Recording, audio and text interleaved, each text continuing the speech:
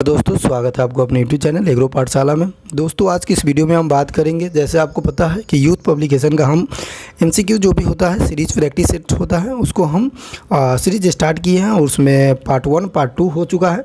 तो ये पार्ट 3 है, यहाँ पे मिस हो गया है तो यहाँ पे पार्ट 3 लिख लेंगे, ये पार्ट 3 है। और ये जो प्रैक्टिस सेट हम करा रहे हैं ये सभी प्रतियोगिता परीक्षा के लिए, यानी कि जितने भी एग्रीकल्चर कॉम्पिटिटिव एग्जाम होते हैं उसमें जितने भी एग्रोनॉमी से क्वेश्चन आता है ये प्रैक्टिस सेट है कि ताकि आपको इन फ्यूचर में क्वेश्चन यहाँ से देखने को मिलेगा। उसके साथ साथ बात करें कि ये हमारा सब्जेक्ट एग्रोनॉमी हो गया, लेकिन टॉपिक का बात करते हैं चूँकि हम टॉपिक वाइज चल रहे हैं। अब टॉपिक वाइज चलने का क्या पर्सपेक्टिव है, तो इसका पर्सपेक्टिव यही है कि आपका जो आप जब थ्योरी पोर्शन पढ़ते हैं तो वहाँ पर एक डाउट आता है कि थ्योरी तो हमने पढ़ लिया लेकिन उसका प्रैक्टिस कहाँ से करें, यानी कि PYQ हो या MCQ हो। इससे क्या होता है कि आपको प्रैक्टिस होता है, नंबर ऑफ क्वेश्चन का प्रैक्टिस होगा, जिससे क्या होगा कि थ्योरी के साथ साथ आपका क्वेश्चन बनेगा और एग्जाम में आपको इवन क्वेश्चन ही MCQ ही मिलता है, तो वहाँ पे आपको काफ़ी हेल्प मिलने वाला है। तो हम पढ़ेंगे जलवायु और अनुसंधान के बारे में कि एग्रोनॉमी में जो भी जलवायु होते हैं उसके साथ रिसर्च इंस्टीट्यूट जितने हैं वो सारी चीज़ें हम पढ़ रहे हैं।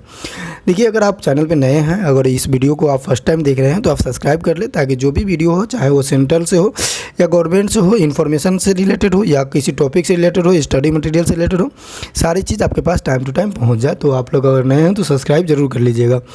उसके साथ अगर हम बात करें क्वेश्चन पे चलते हैं डायरेक्ट। क्वेश्चन जैसे हमने आपको बताया कि पार्ट 2 पार्ट 1 हमने कर लिया है, तो पार्ट 1 और पार्ट 2 के दौरान हमने 30 क्वेश्चन, यानी कि एग्रोनॉमी में फर्स्ट क्वेश्चन से लेकर 30 क्वेश्चन हमने कंप्लीट कर चुका है। और वहाँ पे हमने इस सीरीज़ में 30 ही क्वेश्चन नहीं बल्कि 30 के साथ साथ जो भी उसका जो रॉन्ग ऑप्शन होता है उससे रिलेटेड जो फैक्ट होता है वो सारी फैक्ट हम आपको बताते हैं इससे रिलेटेड। जैसे मान लो कि 31 नंबर क्वेश्चन है, स्टार्ट करते हैं।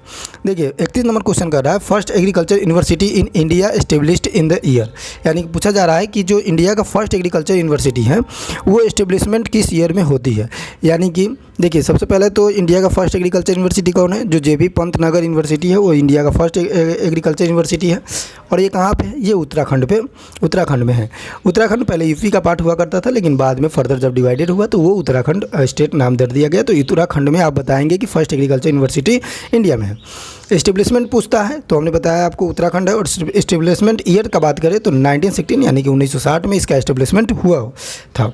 तो ये हमारा फर्स्ट क्वेश्चन रहा। अब उसके साथ साथ दूसरा क्वेश्चन देखें, यानी कि 32 नंबर क्वेश्चन की अगर हम बात करते हैं तो 32 नंबर क्वेश्चन कह रहा है कि Indian journal of agriculture sciences कहाँ प्रकाशित होता है। यानी कि देखिए, हमारे पास बहुत सारे ऑटोनोमस बॉडी है, वो ऑटोनोमस बॉडी क्या करता है कि जितने भी एग्रीकल्चर इंस्टीट्यूट होता है उसके रिलेटेड जितने भी बुक होते हैं वो सारी चीज़ें पब्लिश करती है। तो क्वेश्चन यही कह रहा है कि Indian journal of agriculture science कहाँ पे पब्लिश होता है। पहला उपकार से पब्लिश होता है या ICR से पब्लिश होता है या CISR से पब्लिश होता है या NBRI से पब्लिश होता है। तो अगर हम बात करें Indian journal of agriculture sciences का, तो ये पब्लिश होता है ICR के द्वारा। अब ICR क्या है इसके बारे में थोड़ा सा जान लेते हैं। ICR का अगर फुल फॉर्म की बात करें तो ये होता है Indian council of agriculture research. Indian council of agriculture research की अगर हम बात करें तो ये 16 जुलाई 1929 को एस्टेब्लिशमेंट हुआ था। और 16 जुलाई को हम क्या मनाते हैं, ICR डे मनाते हैं। अब ICR क्या है, ये ऑटोनोमस बॉडी है जो बहुत सारे इंस्टीट्यूट और रिसर्च को कंट्रोल करने का काम करती है। हेडक्वार्टर कहाँ पे है, तो ये दिल्ली पे है।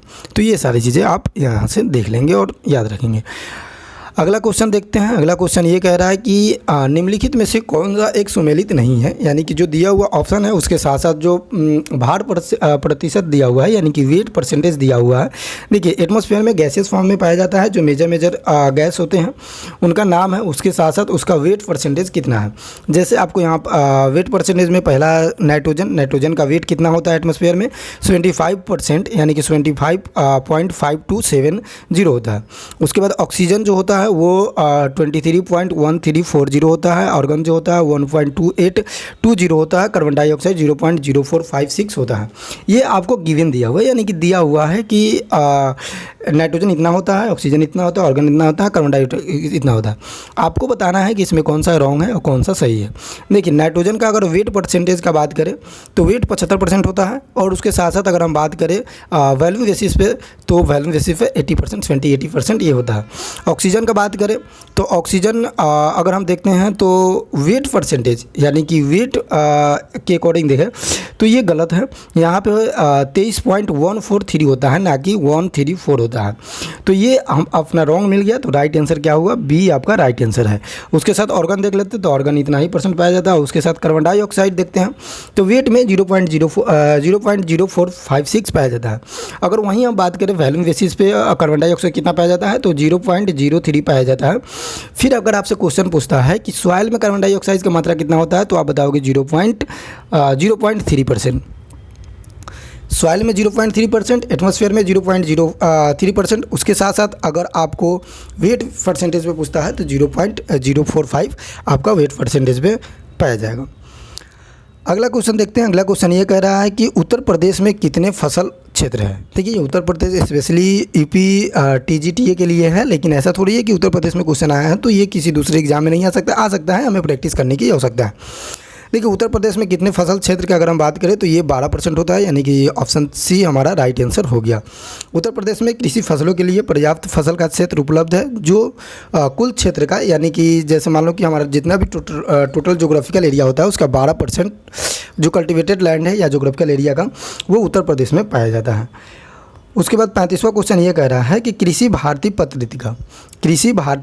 पत्रिका कहाँ से प्रकाशित होता है। वहीं पब्लिश वाला बात है, जैसे हमने आपको बताया कि बहुत सारा इंस्टीट्यूट है, ये जैसे जर्नलिज्म में मैगजीन पब्लिश करते हैं, तो उसी तरह से ये क्वेश्चन पूछा जा रहा है कि कृषि भारती जो पत्रिका है ये कहाँ से पब्लिश होता है। जैसे GP पंतनगर कृषि एवं प्रौद्योगिकी विश्वविद्यालय, जैसे हमने आपको बताया कि GP पंतनगर क्या है, फर्स्ट विश्वविद्यालय है, एग्रीकल्चर विश्वविद्यालय है, जो कब एस्टेब्लिशमेंट हुआ था, 1960 में हुआ था, और कहाँ है, JP पंतनगर उत्तराखंड में। दूसरा है CHR यानी कि चंद्रशेखर आज़ाद यूनिवर्सिटी कृषि एवं प्रौद्योगिकी विश्वविद्यालय, जो कानपुर में है, जिसे MCSR भी बोलते हैं। उसके साथ नरेंद्र देव कृषि एवं प्रौद्योगिकी विश्वविद्यालय फैजाबाद, सरदार वल्लभ भाई पटेल कृषि एवं प्रौद्योगिकी विश्वविद्यालय मेरठ। तो आपको राइट आंसर बताना है कि राइट आंसर क्या होगा, कृषि भारती पत्रिका कहाँ से पब्लिश होता है, किस अथॉरिटी से, किस इंस्टीट्यूट से। तो आपका राइट आंसर जो हो जाएगा वो ये हो जाएगा कि चंद्रशेखर आज़ाद एग्रीकल्चर यूनिवर्सिटी एवं प्रौद्योगिकी विश्वविद्यालय से कृषि पत्रिका पब्लिश किया जाता है। अब देखिए जो कृषक भारती एवं मासिक पत्रिका है वो चंद्रशेखर आज़ाद कृषि एवं प्रौद्योगिकी विश्वविद्यालय कानपुर राजू गुज्जर के द्वारा पब्लिश की जाती है, जिसका किसान भारती से एक मासिक पत्रिका है जो किसी GP पंतनगर प्रौद्योगिकी के द्वारा प्रभावित किया जाता है। अब देखिए भारतीय मासिक पत्रिका की अगर हम बात करें तो GP पंत के द्वारा किया जाता है, किसान भारती की अगर बात करें, लेकिन वही कृषि भारती का बात किया जाए तो ये चंद्रशेखर आज़ाद कृषि विश्वविद्यालय से द्वारा पब्लिश किया जाता है। वहीं अगला क्वेश्चन की बात करें कि FAO क्या होता है। सबसे पहले जान लें कि FAO होता क्या है।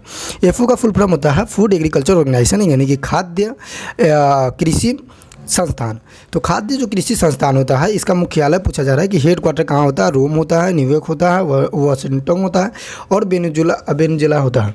तो देखिए FAO का अगर थोड़ा सा हम बैकग्राउंड के बारे में देखें कि FAO होता क्या है, तो इसका एस्टेब्लिशमेंट 16 अक्टूबर 1945 को हुआ था और 16 अक्टूबर को हम वर्ल्ड फूड डे के नाम से मनाया जाता है। और ये एस्टेब्लिशमेंट का अगर बात करें कि ये कहाँ पे है, हेड क्वार्टर इसका कहाँ है, तो रोम इटली में है। तो राइट ए आंसर, मतलब राइट ऑप्शन ए आंसर आपका राइट आंसर हो जाता है। और FAO क्या करता है, तो ये FAO जो एस्टेब्लिशमेंट है ये रोम इटली में है और इसका काम होता है कि किसी भी जब खेती का, यानी कि कृषि एग्रीकल्चर लैंड को मूल्यांकन करना और उसके बारे में स्टडी करना, ये सारी चीज़ें इनकी काम होती है। उसके बाद अगला क्वेश्चन का अगर हम बात करें तो अगला क्वेश्चन आपको बताया जा रहा है कि भारतीय मौसम विज्ञान विभाग का मुख्यालय 1875 में, यानी कि इंडियन मेट्रोलॉजिकल जो साइंस है उसका एस्टेब्लिशमेंट 1875 ईस्वी में स्थापित किया गया था। और ये कहाँ किया गया था, देखिए इंडियन मेट्रोलॉजिकल ऑर्गेनाइजेशन की बात करें या साइंस की बात करें तो ये एस्टेब्लिशमेंट होता है 1875 में, ठीक है। और ये इसका हेड क्वार्टर की अगर बात करें अभी राइट नाउ तो ये पुणे में है। मतलब जिस समय ये एस्टेब्लिशमेंट हुआ था, पूछा क्या जा रहा है कि भारतीय मौसम विज्ञान विभाग मुख्यालय 1855 में स्थापित कहाँ किया गया था। पहला जो एस्टेब्लिशमेंट हुआ था ये पुणे महाराष्ट्र में एस्टेब्लिशमेंट हुआ था। फिर फर्दर इसका क्या किया गया था कि जो भी इंस्टीट्यूट है इसको चेंज किया गया था। जैसे पुणे में एस्टेब्लिशमेंट हुआ था सबसे पहला चीज़ ये है। और आईएमडी जो होता है, यह मौसम विभाग के बारे में बताता है। जैसे इंडिया में जो भी जो हमारा क्लाइमेट है, जो हमारा वेदर है, उसके बारे में ये जानकारी सूचना देती है। जैसे आप देखते होंगे कि नेट पे आपको पाया जाता है कि अगले कुछ घंटों में बारिश होने वाला है। तो किसके द्वारा होता है? ये इंडियन मेट्रोलॉजिकल ऑर्गेनाइजेशन के द्वारा कराया जाता है। और ये किसके अंतर्गत? तो मौसम विभाग के अंतर्गत आता है, यानी कि इंडियन मेट्रोलॉजिकल के अंतर्गत आता है। और इसका अगर हम बात करें स्थापना का, यानी कि फिर से फर्दर इसको चेंज किया गया, तो 1922 में इसका चेंज किया गया और इसका हेडक्वार्टर बदला गया। अब बात कर लेते हैं कि ठंडी परत पर छोटी सी बूंद के रूप में नमी का संघनित होना कहलाता है। यानी कि जैसे मान लो कि कोई प्लांट का लीफ है, उस पर छोटा सा बूंद जो पड़ता है वाटर का, वो एक लेखा से कंडेंस हो जा रहा है, जमा हो जा रहा है, उसको हम क्या कहते हैं? उसको कहते हैं ओल, जिसे हम ओस कहते हैं। जैसे आप मॉर्निंग में जाते हो, ड्यू जैसे जिसे बोल सकते हैं इंग्लिश में। जैसे आप मॉर्निंग में जाते हो तो देखते होंगे कि ग्रासेस वगैरह पर छोटा छोटा बूंद में जो पानी का कंडेंसेशन होता है, जो जमा होता है, उसे हम ओस कहते हैं। जैसे बोला जाता है कि मॉर्निंग टाइम में बहुत ओस गिरता है, तो ओस हम इसे ठेठ भाषा में कहते हैं, लेकिन डीवी से हम एग्रीकल्चर लैंग्वेज में कहते हैं। फिर आगे क्वेश्चन की बात कर ले कि अगला क्वेश्चन क्या है हमारा, उसको देख लेते हैं। देखिए आगे क्वेश्चन की अगर हम बात करते हैं तो ये 39 नंबर का क्वेश्चन है। और ये क्वेश्चन ये बता रहा है कि एग्रीकल्चर शब्द किस भाषा से लिया गया है। देखिए यहाँ भाषा से रिलेटेड बहुत सारा डाउट आ जाता है आपको कि भाषा क्या होता है। देखिए भाषा एक कंट्री का है। जैसे मान लो कि इंडिया में जो भाषा बोली जाती है, यूएस में जो भाषा बोली जाती है, कनाडा में जो यूएस बोली जाती है, यानी कि डिफरेंट कंट्री में डिफरेंट तरह की भाषा बोली जाती है। उसी तरह से जो एग्रीकल्चर है वो किस शब्द से लिया गया है, यानी कि किस कंट्री या किस लैंग्वेज से लिया गया है, वो बताया जा रहा है। पहला ग्रीक है, दूसरा अरबी है, तीसरा लैटिन है और चौथा फ्रेंच है। अब देखिए आपको हम एक ट्रिक बता रहे हैं कि ग्रीक और लैटिन कैसे याद करना है। लैटिन अगर शब्द याद करना है तो जिसके लास्ट में कल्चर आ जाता है, यानी कि जिसके लास्ट में CULTUR यानी कि कल्चर लगता है, तो उसे लैटिन वर्ड कहते हैं। उसके साथ साथ जिसके लास्ट में लोमी लगता है, लोमी या नोमी लगता है, नोमी जैसे एग्रोनोमी पढ़ते हैं या एग्रोनोमी पढ़ते हैं, तो ये सारी चीज़ें जो होता है वो ग्रीक वर्ड से लिया जाता है। अब बात आ जाती है कुछ एक्सेप्शन के बारे में, जैसे कि सॉइल हो गया, एक्सटेंशन हो गया, उसके साथ साथ हमारा क्रेडिट हो गया, इस किस लैंग्वेज से लिया जाएगा। तो इसके लिए भी एक ट्रिक है कि जैसे आप दिमाग में रखेंगे कि इमेजिनेशन करेंगे कि जिस सेंटेंस का मतलब कुछ वास्ट होगा, कुछ ज़्यादा लार्ज एरिया में होगा, उसे ब्लैटिंग कहते हैं। जैसे सॉइल तो ऐसा है नहीं कि पर्टिकुलर एरिया पे होता है या पर्टिकुलर एरिया के पास ही सॉइल है। सॉइल तो हम जिस पे करें वो सारे सॉइल है। तो सॉइल का अगर हम बात करें तो एक लार्ज एरिया में है, तो इसे हम लैटिन वर्ड में काउंट करेंगे। क्रेडिट सबको मिलता है, एक बल्क पॉपुलेशन में क्रेडिट मिलता है। तो जब बल्क पॉपुलेशन में बढ़ता है तो लार्ज एरिया में हो गया, तो इसे हम क्या कहेंगे, किस लैंग्वेज से? क्रेडिट, लैटिन लैंग्वेज से लिया गया। इसी तरह से मार्केट है और सारा नाम है, जब हम उस पर बात करेंगे तो देख लेंगे। बाकी हमने आपको बता दिया कि किसके लास्ट में क्या लगेगा, तो अब क्या कहेंगे। जैसे आप यहाँ देख रहे हैं कि एग्रीकल्चर लैटिन वर्ड, देखिए लास्ट में कल्चर है लैटिन, नोमी है ग्रीक, कल्चर है लैटिन, लॉजी है ग्रीक लैटिन। अच्छा पोमोलॉजी एक्सेप्शन है। पोमोलॉजी में क्या है कि लैटिन और ग्रीक दोनों वर्ड से लिया गया है, लेकिन आपसे अगर पूछ दिया जाए कि किस लैंग्वेज से, एक ही ऑप्शन दिया जाए तो आप लैटिन मार के आएंगे। उसके बाद ओरिकल्चर और कल्चर लगा हुआ है तो लैटिन वर्ड से लिया जाएगा। उसके बाद सवाल की अगर हम बात करें तो सवाल जैसे हमने आपको बताया कि लार्ज एरिया है तो ये लैटिन वर्ड से लिया जाएगा। पेडोलॉजी लॉजी लगा हुआ है तो ये ग्रीक वर्ड से हम देखेंगे। उसके बाद हम अगर बात करें 40 नंबर क्वेश्चन का, 40 नंबर क्वेश्चन ये कर रहा है कि भारत सरकार के पौधा संरक्षण सलाहकार का मुख्यालय कहाँ है, यानी कि प्लांट प्रोटेक्शन का मुख्यालय कहाँ पे है, ये पूछा जा रहा है।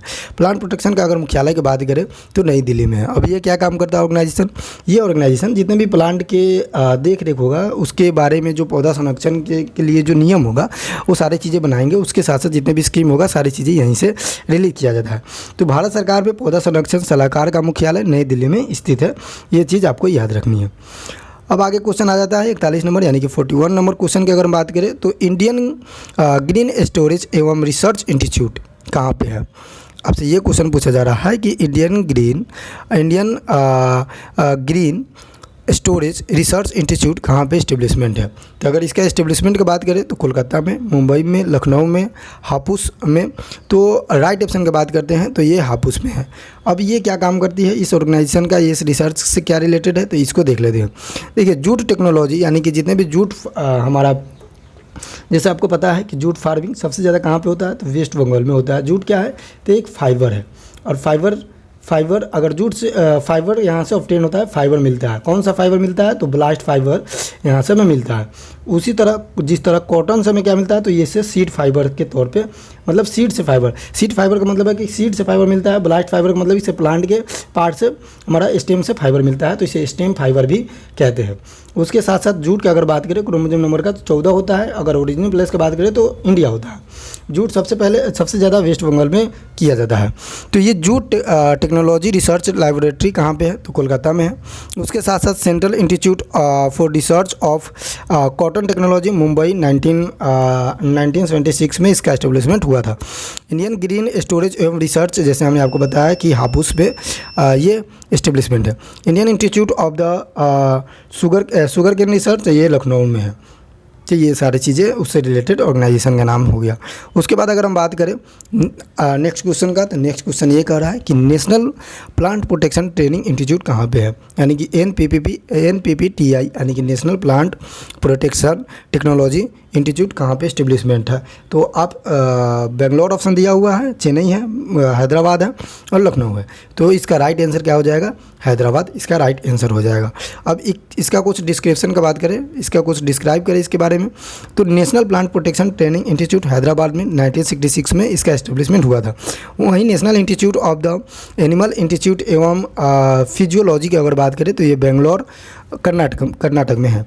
Indian Institute of the Sugar Cane Research की बात करें, जैसे हमने आपको बताया कि उत्तर प्रदेश लखनऊ में एस्टेब्लिशमेंट है। 1952 में इसका एस्टेब्लिशमेंट ईयर है। Central institute of the brackishwater aquaculture, तो ये कहाँ पे है? तो ये चेन्नई तमिलनाडु 1986 में इसका एस्टेब्लिशमेंट ईयर बनाया गया। सॉरी, अब इससे पूछा जाए अगला नंबर क्वेश्चन का अगर हम बात करते हैं, तो अगला नंबर क्वेश्चन है NDDB क्या होता है? देखिए सबसे पहले तो NDDB का फुल फॉर्म क्या होता है? National dairy development board. ये करता क्या है? देखिए नेशनल डेयरी डेवलपमेंट बोर्ड का बात करें तो आपको पता होगा कि जितने भी डेयरी डेवलपमेंट का काम होता है, जितने भी डेयरी रिसर्च का काम होता है, वो सारी चीज़ें NDDB देखता है। NDDB की अगर हम बात करें तो इसका एस्टेब्लिशमेंट ईयर का बात करें तो 16 जुलाई 1965 का एस्टेब्लिशमेंट होता है। कहाँ पे? अनंत गुजरात में होता है। ये डेयरी डेवलपमेंट पर काम करती है। तो अगर आपसे यहाँ पे राइट आंसर पूछ दिया जाए कि DDB का राइट आंसर क्या है, मतलब राइट ऑप्शन क्या है, तो आप बताओगे अनंत गुजरात में इसका हेड क्वार्टर है। और एस्टेब्लिशमेंट ईयर हमने आपको बता दिया कि 16 जुलाई 1965 में इसका एस्टेब्लिशमेंट हुआ था। देखिए जैसे हमने आपको बताया यहाँ पे लिखा हुआ है कि नेशनल डेयरी डेवलपमेंट बोर्ड आनंद गुजरात में स्थित है। इसका एस्टेब्लिशमेंट की बात करें तो 1965 में किया गया था, जबकि national dairy research institute Karnal कब एस्टेब्लिशमेंट हुआ था? तो 1955 यानी कि 1955 ईस्वी में national dairy research institute establishment हुआ था, जिसे हम NDRI कहते हैं। उसके बाद आगे अगला क्वेश्चन का अगर हम बात करें तो यहाँ लिखा हुआ है national research centre for the integrated pest management. Integrated का मतलब क्या होता है? इंटीग्रेटेड का मतलब होता है मल्टीपल मोर देन 2 इंटरप्राइजेज। जैसे मान लो कि 2 ऐसे फार्मिंग, एक का वेस्ट मटेरियल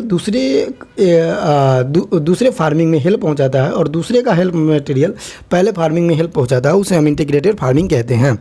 अब integrated farming national research centre कहाँ पे एस्टेब्लिशमेंट का अगर हम बात करें तो ये दिल्ली, फरीदाबाद, गुड़गांव और बेंगलोर। देखिए गुड़गांव का बात करते हैं तो गुड़गांव में क्या एस्टेब्लिशमेंट है? National horticulture board. कब एस्टेब्लिशमेंट हुआ था? तो 1984 में एस्टेब्लिशमेंट हुआ था। वहीं अगर हम बात कर लेते हैं कि national research institute of the integrated pest management कहाँ पे है, तो इसका राइट आंसर हो जाएगा न्यू दिल्ली। तो आपको ये चीज़ें याद रखनी है, यहाँ से क्वेश्चन भी बनते हैं तो काफ़ी ज़्यादा हेल्प होगा। फिर अब थोड़ा सा व्याख्या कर लेते हैं, इसके बारे में एक्सप्लेनेशन कर लेते हैं। देखिए national research for integrated pest management हमने आपको बताया कि न्यू दिल्ली। उसके बाद directorate of the plant protection quarantine एवं स्टोरेज फरीदाबाद और हरियाणा में पड़ता है। उसके बाद national research centre of the for wheat science कहाँ पे है? तो जबलपुर मध्य प्रदेश में। National bureau of the plant genetic research तो न्यू दिल्ली। उसके बाद national research centre for medical एवं एरोमेटिक प्लांट, तो ये आनंद गुजरात में है। तो ये यहाँ से क्वेश्चन। अब इस क्वेश्चन का लास्ट आंसर और मतलब इस वीडियो का लास्ट क्वेश्चन देखते हैं क्या है। तो क्वेश्चन ये पूछा जा रहा है कि IVRI स्थित है यहाँ, मतलब कहाँ पे IVR स्थित है। IVR क्या होता है? तो ये होता है Indian veterinary research institute. Veterinary से रिलेटेड जितने भी वर्क होता है, जितने भी डेवलपमेंट के लिए काम करना पड़ता है, वो सारी चीज़ें IVR करता है, IVR के द्वारा होता है। तो इसका एस्टेब्लिशमेंट ईयर का अगर बात करें तो ये एस्टेब्लिशमेंट ईयर 1984 में होता है और ये इज्जत नगर बरेली कहाँ है? तो बरेली ये उत्तर प्रदेश में पड़ता है। तो आपका राइट आंसर सी हो जाता है। और इसी तरह से करके इस वीडियो का लास्ट क्वेश्चन हमने देख लिया। देखिए इसमें 15 क्वेश्चन देखे, लेकिन 15 क्वेश्चन के साथ साथ हमने आपको ये भी बताया कि उससे रिलेटेड जितने भी फैक्ट है, जैसे जो रॉन्ग आंसर था उससे रिलेटेड सारी फैक्ट हमने आपको बता दिया। तो अगर वीडियो अगर आपको सही लगता हो, आपको इन्फॉर्मेटिव लगता हो, तो आप शेयर करें, उसके साथ सब्सक्राइब करें और फीडबैक अपना कमेंट में ज़रूर दें। उसके साथ साथ आपको एक इन्फॉर्मेशन देनी है कि आपको किसी भी एग्रीकल्चर से किसी भी चीज़ के रिलेटेड अगर करियर रिलेटेड हो, सिर्फ एग्रीकल्चर फील्ड में, तो आप मेरा नंबर नोट कर लीजिए 8076921823। यहाँ आप कॉल कर सकते हैं और हम आपको 24 आवर्स में रिप्लाई भी दे देंगे। तो मिलते हैं नेक्स्ट वीडियो में, तब तक के लिए धन्यवाद।